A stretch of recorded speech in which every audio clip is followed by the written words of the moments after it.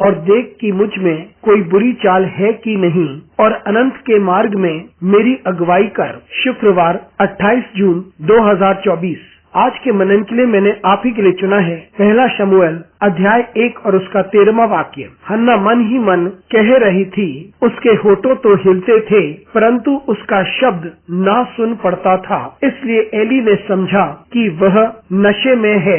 आपका दिन आशीषित हो। लोग हमारे बारे में क्या समझते हैं वह इतना महत्वपूर्ण नहीं है, लेकिन जो अत्यंत महत्वपूर्ण है वो है कि परमेश्वर हमें किस दृष्टि से देखता है। आइए इस वाक्य पर मनन करते हैं। आज की सुबह का विषय है प्रभु के सामने। यह हम देखते हैं कि हन्ना की निंदा की जाती थी क्योंकि उसके पास स्वयं की कोई संतान नहीं थी, लेकिन उसके पति अल्काना ने उसे सांत्वना दी और उसे शालोम ले गया और वहाँ वे परमेश्वर के सामने आती है और अपने दर्द को परमेश्वर के सामने बयान करती है। और उस वक्त एली ने उसे देखा और उसने सोचा कि उसने नशा कर रखा है और वे कुछ बुड़बुड़ा रही है, लेकिन हन्ना स्पष्ट थी कि वे क्या कर रही है। वे प्रभु के सामने आंसू बहा रही थी, वे अपने दर्द को दिखा रही थी और प्रभु से सहायता की गुहार लगा रही थी।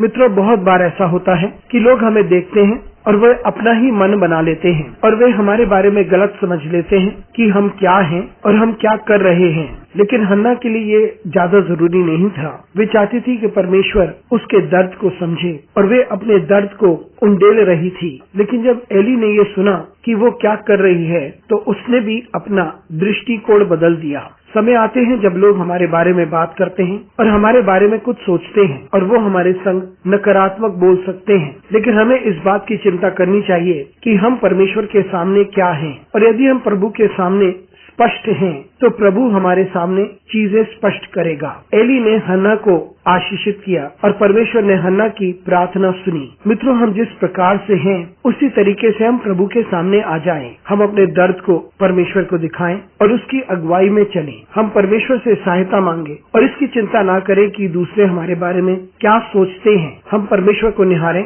और वही करें जो परमेश्वर चाहता है कि हम करें। अनुग्रहकारी परमेश्वर स्वर्गीय पिता, आज के दिन के लिए तुझे धन्यवाद देते हैं। तुझे धन्यवाद देते हैं तेरे अनुग्रह के लिए और तेरी दया के लिए। हमारी सहायता कर परमेश्वर, ताकि हम तुझे निहारते रहें। यीशु नासरी के नाम से मांगते हैं, आमीन।